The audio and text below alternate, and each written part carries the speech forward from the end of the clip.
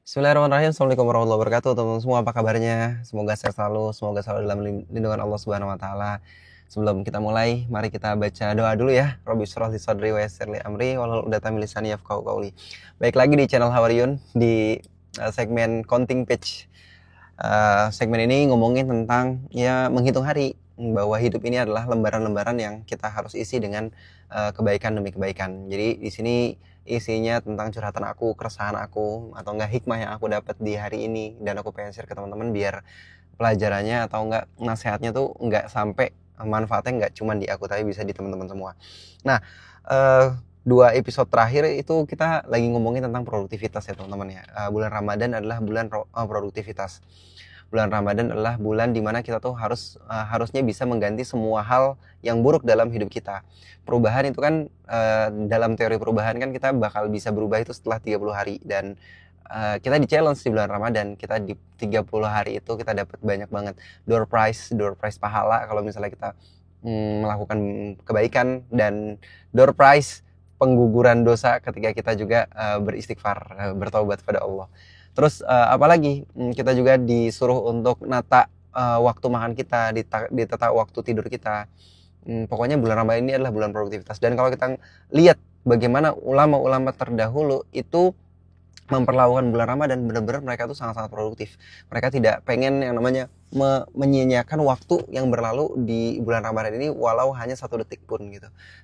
Satu detik itu harus, setiap detik itu harus ada hal kebaikan yang mereka lakuin. Setiap detik adalah waktu dimana kita harus mengingat Allah Subhanahu wa taala. Sampai-sampai para ulama yang saking ekstrimnya ya, di zaman itu mereka bilang, kalau kamu pengen ngajak aku berbicara atau enggak ngobrol yang sia-sia, coba hentiin matahari dulu, baru nanti kita ngobrol. Wih, serem banget ya. Aduh. Tapi kalau di zaman sekarang itu aku ucapin begitu ke teman-teman aku, itu kayaknya lu nggak asik banget sih gitu ya.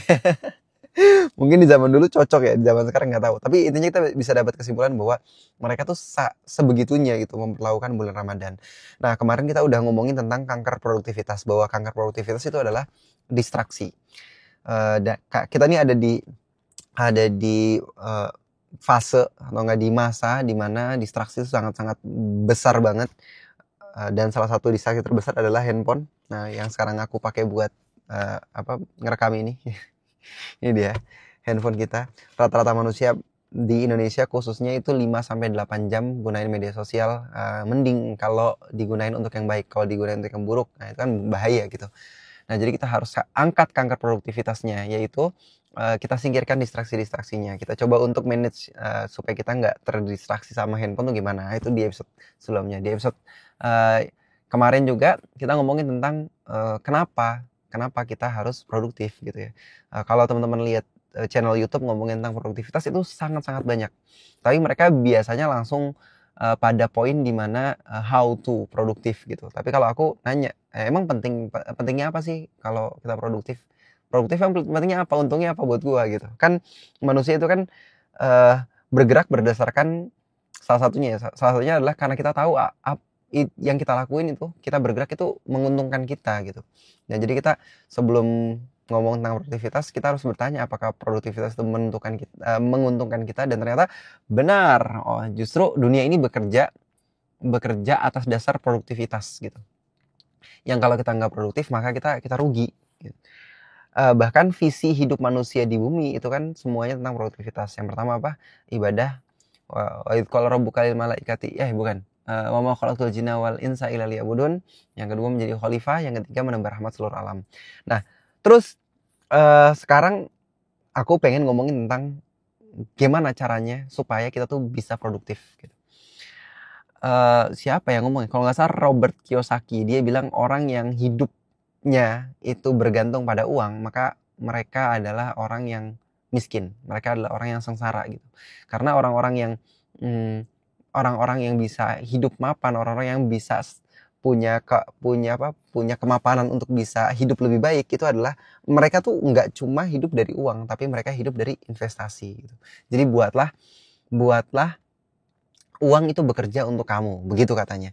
Nah, sebenarnya itu juga berlaku sih sama kita sebagai seorang muslim gitu ya. Kan kemarin kita udah bahas tuh bahwa ternyata seorang muslim itu tuh kenapa kita harus produktif, karena goals kita, persiapan kita itu menuju ke tempat yang sangat-sangat panjang, yang itu akhirat. Nah, kalau misalnya kita nggak punya persiapan, kalau kita nggak produktif di dunia ini, bisa jadi persiapan kita menghadapi akhirat itu bisa chaos gitu. Nah, ternyata Rasulullah SAW itu ngajarin kita juga caranya supaya kita bisa berinvestasi. Investasi jangka akhirat gitu ya. Apa yang Rasulullah SAW bilang? Rasulullah SAW bilang, idza mata ibnu Adam in qata'a amaluhu illa min salasah. Kalau misalnya seorang anak Adam itu meninggal, maka semuanya terputus. Uangnya ditinggalin, hartanya ditinggalin, asetnya ditinggalin, istri tercintanya ditinggalin, anak tersayangnya ditinggalin, semua ditinggalin. Semuanya terputus kecuali amal-amalnya. Dan amal-amalnya yang masih menetap itu cuma ada illa min salasah, kecuali 3. Apa? Sodakotun jariyah, au ilmun yuntafa'u bihi, au waladun solih. Yang ngedoain dia. Jadi cuma 3 nih yang bakal kita bawa mati gitu ya. Investasi akhirat. Yang pertama sedekah jariyah. Yang kedua ilmu yang bermanfaat. Yang ketiga anak yang soleh. Nah, sekarang pertanyaannya, di antara 3 ini mana kira-kira kita invest di bagian mana yang paling banyak? Kalau aku sih nggak pede ya. Aku nggak pede bahwa aku adalah orang yang memberikan sedekah jariyah yang banyak gitu. Yalah, uangku seberapa sih gitu. Uangku seberapa sih? Terus mending kalaupun infak, bisa jadi itu penuh dengan keriaan gitu, penuh dengan keujuban gitu, bangga diri dan lain sebagainya. Udah mah dikit. Kalau banyak terus bangga sih masih mending ya. Ini udah dikit terus sombong lagi.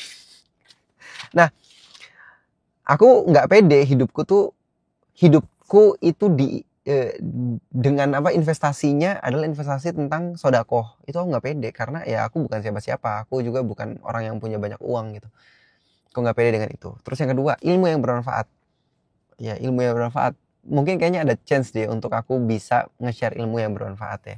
Jadi yang Allah Subhanahu wa taala bilang itu adalah ilmu yang bermanfaat, bukan ilmu yang banyak gitu. Ada banyak orang yang punya ilmu banyak tapi dia malah nyesatin orang, ada nggak? Ada orang yang punya ilmu banyak tapi dia nggak bermanfaat. Malah ngerepotin orang, ada nggak? Ada gitu. Makanya doanya Rasulullah tuh ngajarin kita doa supaya kita tuh punya ilmu yang bermanfaat. Allahumma inni as'aluka ilman nafi'ah wa rizqan thayyiba wa amalan mutaqabbala gitu. Kita doa bukan ilmu yang banyak tapi ilmu yang bermanfaat. Nah, jadi ini adalah proses yang harus kita invest setiap hari sih. Harus kita invest sepanjang hidup kita. Pokoknya kalau lu nggak punya harta, kalau lu nggak punya akses, minimal ilmu tiap hari nambah gitu. Minimal kalau lu nggak punya apa-apa, ya minimal lu nge-share kebaikan itu ke orang-orang. Ya kan lumayan ya. Walaupun aku ngelihat viewers aku ya nggak sampai 5.000 gitu, 2.000, 3.000 gitu. Tapi kalau misalnya ngomong sama istriku nyampe sih 20, 30.000, 40.000, 50.000 sampai. Tapi kalau aku ngomong sendiri begini, itu yang nonton 2.000, 3.000. Tapi itu oke, nggak apa-apa. Bagi aku, orang yang mau dengerin aku 1.000 itu menurut aku udah banyak banget. Ya walaupun aku nggak bisa jamin ya dia nontonnya sampai selesai apa enggak. Cuman aku sangat seneng kalau misalnya teman-teman ada di sini. Jadi thank you banget ya. Jadi aku ngungkapin keresahan aku ngungkapin hikmah yang aku dapat hari ini, teman-teman bisa denger dan itu aku berharap jadi pahala jariyah aku. Itu yang kedua. Ini juga ngomongin tentang produktivitas. Terus yang ketiga adalah waladun solih, yang doain dia, yaitu anak yang soleh yang doain dia. Jadi kalau kita mati nih, kalau kita punya anak kita soleh, anak kita doain kita, ya Allah lapangin kubur bapak makku ya Allah, angkat derajat mereka ya Allah gugurkan dosa-dosanya, lipat gandakan pahala-pahalanya gitu ya. Lindungi hiasi kuburannya dengan cahaya yang terang benderang, terus dengan aroma yang membuat mereka tenang dan senang gitu. Wah, itu impactful banget. Nah, kalau anak yang soleh ini kan kita belum jamin ya. Aku nggak bisa jamin. Aku baru bisa usahain dari sekarang. Aku usahain anak aku kita ajarin tentang Islam dari dini gitu.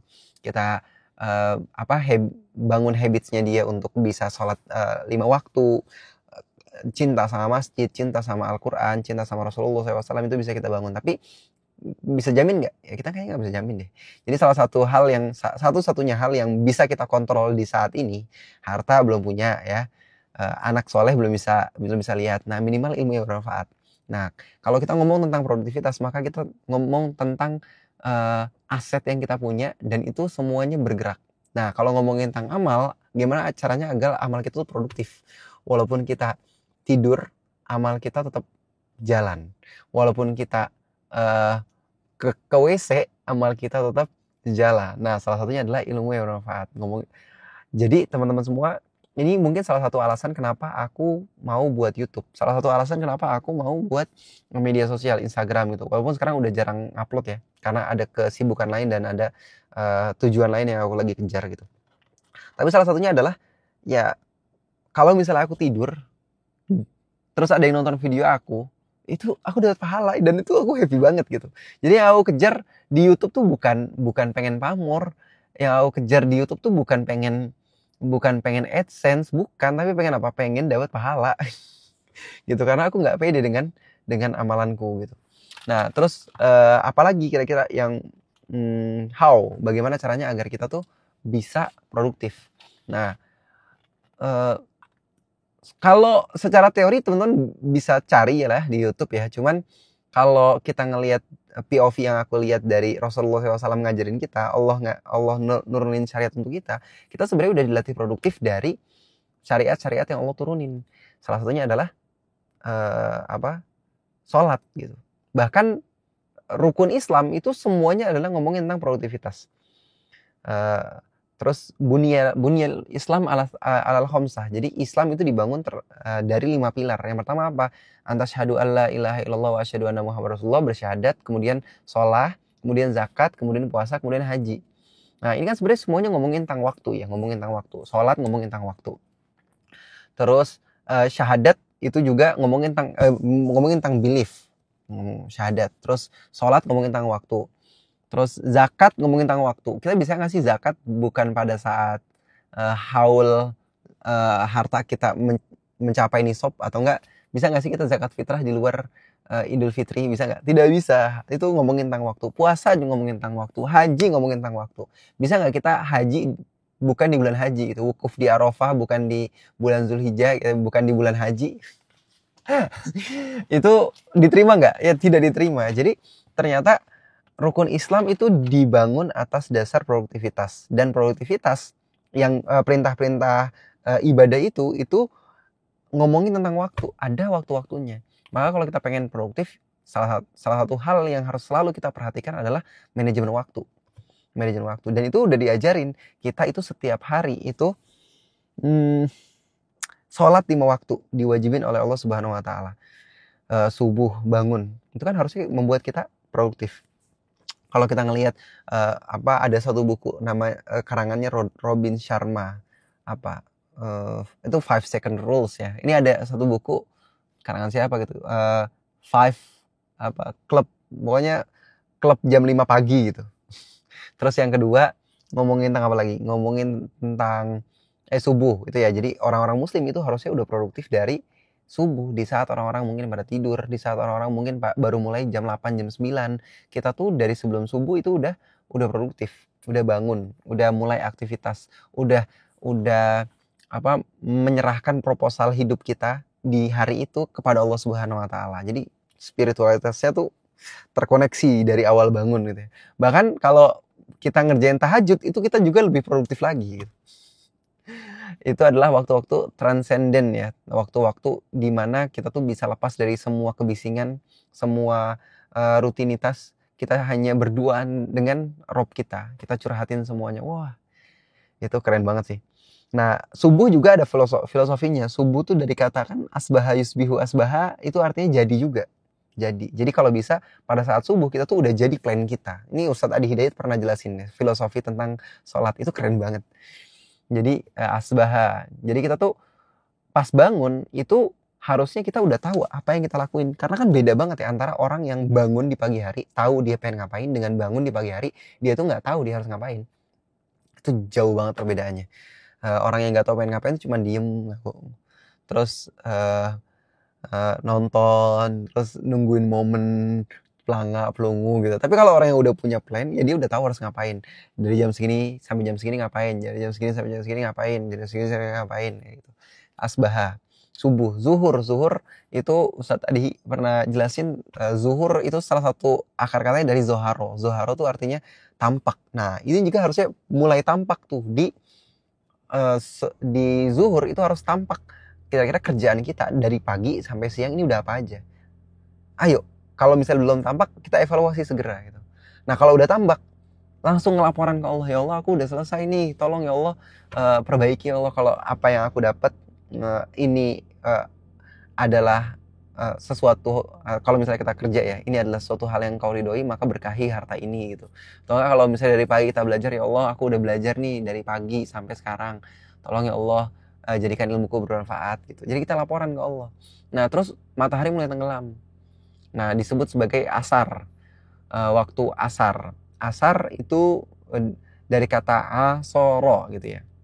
Nah itu asir. Asir itu artinya adalah jus. Jus itu adalah sesuatu yang diperes. Jus itu sesuatu yang diperes. Mu'sirotan di surat An-Naba tuh apa gitu. Nah itulah pokoknya. Banyak lupanya ya, banyak dosa ya. Jadi kalau bisa di asar tuh kita udah mulai menerima sari-sari amal kita. Terus kemudian maghrib, itu ngomongin tentang barat, roba, asing atau enggak maghrib itu kan barat, sesuatu yang di ujung gitu. Nah kita harusnya udah mulai evaluasi, oke, hari ini aku udah ngapain aja, yang salah apa, yang nggak boleh diulang apa, pelajaran yang aku lakuin apa. Ya Allah iya aku salah, tapi oke, salah itu adalah bagian dari belajar, aku terima kesalahanku ya Allah, tolong perbaiki buat besok nggak ngelakuin kesalahan yang sama kayak gitu. Terus Aisyah tuh ini nanti teman-teman boleh ya, boleh koreksi aku kalau aku salah, oke, di kolom komentar. Itu ngomongin tentang Aish itu artinya kehidupan. Nah kita harus pas Isa tuh kita harus sudah punya pandangan bahwa hidup kita di dunia ini tuh cuma sebentar, tapi hidup yang benar-benar adalah hidup di akhirat gitu. Jadi kalau kita nerapin sholat 5 waktu itu dengan penghayatan yang luar biasa, kita akan menjadi pribadi-pribadi yang produktif banget. Sholat, zakat orang mungkin nggak bisa nyumbang zakat kalau misalnya dia nggak kaya. Hartanya nggak sampai nisab gitu ya, tidak mungkin. Jadi orang sampai nisab itu ya dia produktif tandanya, hartanya jadi harus dizakatin kan. Terus haji juga ngomongin tentang produktivitas ya. Kita tahu ya haji berapa terakhir kali aku cek, 300-400 juta yang furoda ya. Nah ya aku juga nggak kebayang sih kapan aku bisa haji, cuman itu udah aku ikhtiarin. Nah kalau kita tahu bahwa rukun itu rukun loh, kalau misalnya rukun yang nggak tertunaikan bisa jadi Islam kita nggak sah gitu. nggak bercanda. Maksudnya kalau soalnya ada kalimat istatoah, jadi bagi yang mampu. Jadi kita harus usahain supaya iman kita tuh sempurna. Nah, jadi kayak gitu teman-teman. Semoga kita jadi orang-orang yang produktif, terutama di bulan Ramadan ini. Lanjutin tilawahnya, dan nanti 10 hari terakhir jangan lupa kita geber waktu malam dengan memburu malam Lailatul Qadar. Semoga kita bisa diampuni dosa-dosanya, kita dapat kebaikan 1000 malam. Amin ya rabbal alamin. Itu aja sih teman-teman. Oh ya, aku pengen denger komentar teman-teman. Kira-kira teman-teman pengen aku ngebahas soal apa, biar nanti pembahasan aku bisa sesuai dengan apa yang teman-teman interest gitu. Itu sih. Oke, thank you udah nemenin 18 menit. Aku pamit ya. Assalamualaikum.